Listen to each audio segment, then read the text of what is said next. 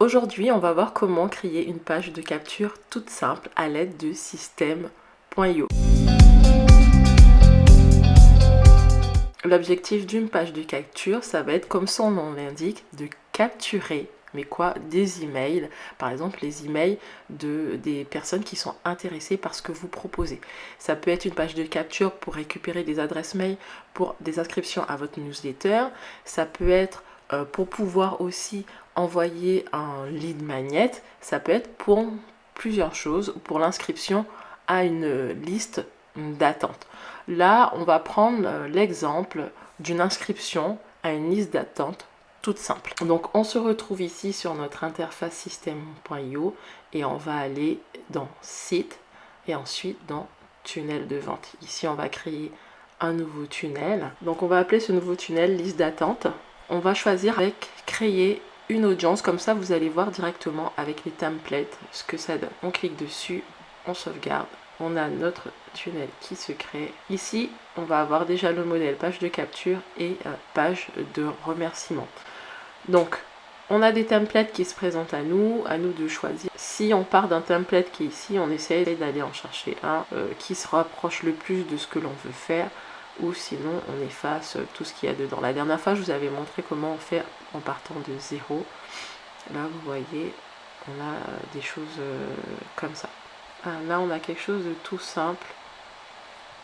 Voilà, là, on va prendre ça en base, quelque chose de tout simple pour que vous voyez comment on peut faire à partir d'un template pour pouvoir le modifier. Donc, on va cliquer sur modifier la page. Et ici, en fait, je vais venir enlever tout ce qui ne m'intéresse pas. Donc, par exemple, on va enlever toute cette partie-là.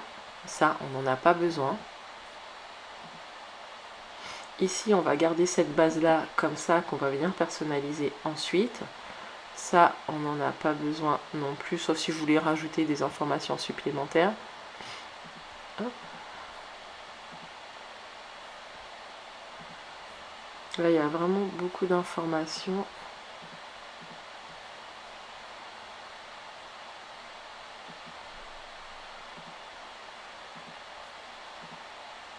Donc là, on a vraiment une page basique. On a dit que c'était pour s'inscrire à la liste d'attente, donc on va noter en titre liste d'attente. Vous précisez liste d'attente, pourquoi.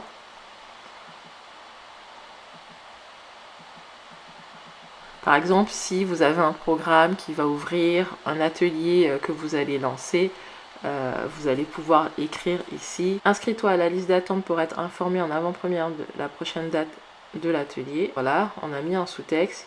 Ici, est-ce que j'ai besoin de ça? Non, je n'ai pas besoin. On part sur quelque chose de basique, on a dit. Et par contre, j'ai besoin effectivement d'un formulaire pour que les personnes puissent renseigner leur nom, leur prénom, leur nom et leur email. Si je veux que le prénom, je peux choisir de vouloir que le prénom et d'enlever le champ nom par exemple. Imaginons que je ne souhaite pas avoir le nom et que je souhaite modifier cette vue là, je vais venir alors ce que je vais faire, là vous voyez, la dernière fois je vous avais montré les rangées par deux. Vous voyez, là j'ai une rangée avec deux colonnes. Je ne veux pas cette rangée avec deux colonnes. Ce que je vais faire, c'est que je vais récupérer le champ. Hop, et je vais le glisser juste ici, au-dessus de email. Vous voyez, là où la barre bleue est en surbrillance. Tac. Je vais récupérer le champ texte pour pouvoir le remettre juste au-dessus de mon champ, ici. Et je vais supprimer la rangée juste là, si j'arrive à la sélectionner. Hop. Là, en ce moment, je ne sais pas pourquoi je n'arrive pas à sélectionner correctement les rangées. Ça me les fait disparaître à chaque fois. C'est pénible pour pouvoir les effacer, c'est pas du tout pratique. Alors, je ne sais pas si c'est un bug de la plateforme ou si c'est moi. Vous voyez, dès que je bouge, ça disparaît. C'est pas censé faire ça. Là, ça me le fait. Donc, comme ça, vous voyez en même temps les bugs en direct. Maintenant, j'ai affiché le prénom et le nom. Mais on voit que on a un espace là. En fait, c'est pas espacé. Ce qu'on peut faire, c'est soit je fais un espace comme ça, en allant à la ligne avec entrée. Soit je vais ici et en fait je vais rajouter une marge sur le dessus.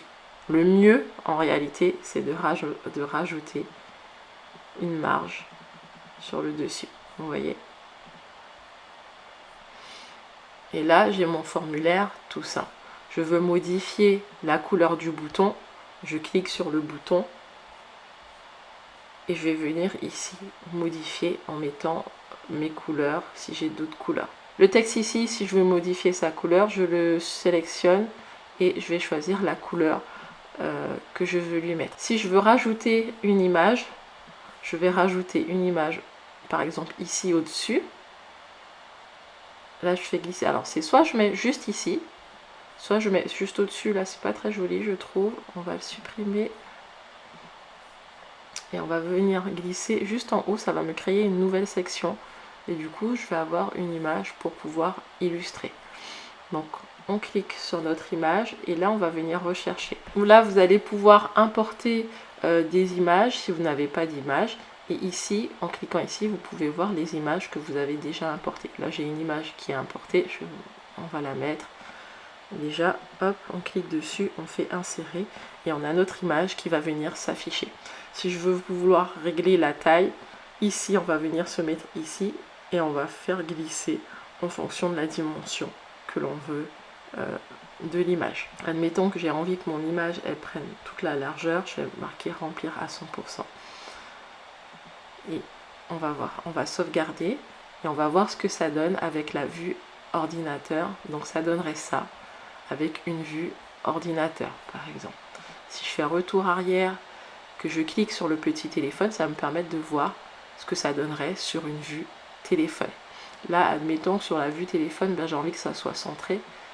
Je vais sélectionner et ici, je vais faire glisser, aligner, hop, sur le téléphone pour que ça soit centré. Ici, pareil. Je veux l'aligner, hop, je l'ai centré à nouveau. Je fais sauvegarder. Quand je reclique sur le téléphone, j'ai la vue ordinateur. Et sur la vue ordinateur, il me semble que c'était déjà aligné.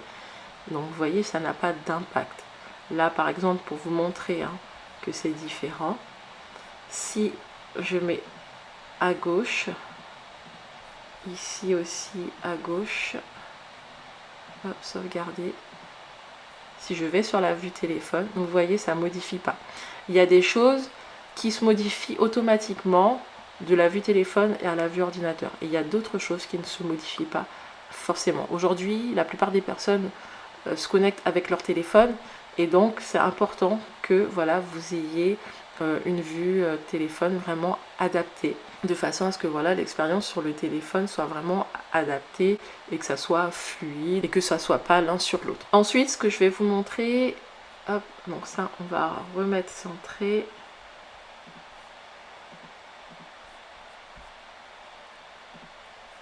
Ici, le bouton s'inscrire. Donc vous avez la possibilité de changer ce qui est noté. Donc là c'est noté s'inscrire. Si vous avez envie d'écrire valider ici, bah, vous allez modifier, vous allez venir écrire valider, vous écrivez ce que vous voulez. Vous pouvez aussi modifier les polices juste ici. Là on est sur Roboto par exemple, si je veux Poppins, vous voyez ça modifie tout seul ici. Si je mets Montserrat, ça modifie. Et là ça va être pour mettre si c'est plus gras ou pas. Admettons là on est sur une taille régulière. Si on veut quelque chose de gras, hop, je mets bold, vous voyez tout de suite on a une police qui est beaucoup plus grasse. Et pareil, on va pouvoir changer la taille de la police, la hauteur de ligne entre les deux et du coup ça modifie aussi la taille du bouton. Ensuite vous allez pouvoir configurer le bouton et dire exactement quelle est l'action que vous voulez que votre bouton a.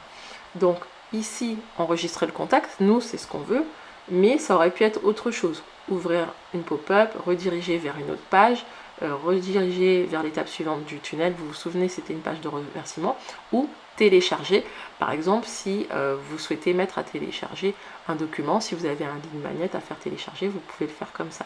Donc nous c'est enregistrer en contact, et ensuite après l'inscription, qu'est-ce que ça va faire?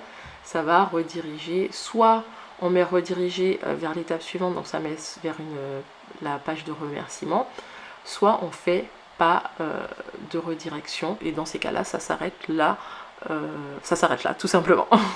Si à la suite de cet enregistrement de contact, on souhaite créer une nouvelle action, par exemple, enregistrer le contact dans un tag qui indiquerait que cette personne-là est inscrite sur notre liste d'attente.